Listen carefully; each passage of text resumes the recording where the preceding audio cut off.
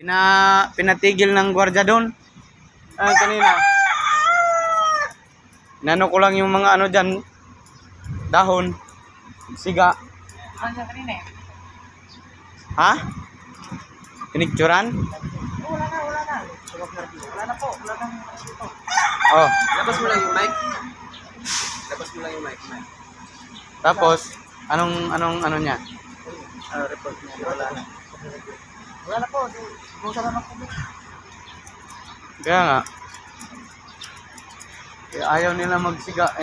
Dahon lang naman yan. Di ba sabi ni Safety dati, pwede dito magsiga? Dito banda. Binabantayan naman. Saka hindi naman pinababayaan eh. Binabantayan naman.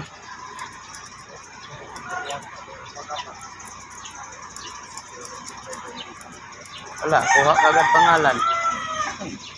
Hindi naman sila dito. Sila yung nag-report dyan, yung ibang gwardiya dyan. Kabila. Kita nila yung usok. Nag-init kasi.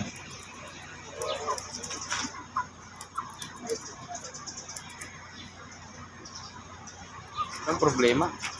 Authorize ka ba mag-siga dyan? Wala, hindi ko na sinagot. Dati sabi naman ni Safety na dito banda pwede magsiga dahil malayo sa ano.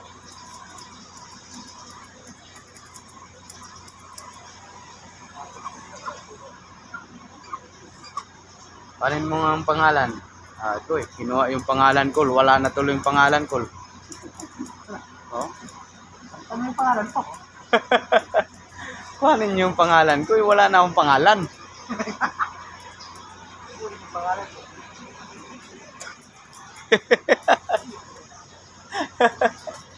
Nag-apoy lang para sa mga dahon ng aratilis.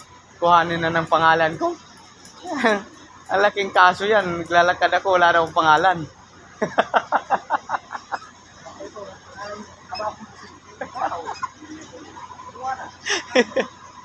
Diyan nagalit si Rodo dati. Ano yung pangalan mo?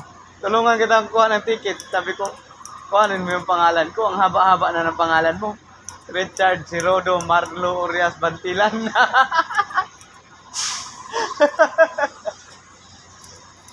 Alam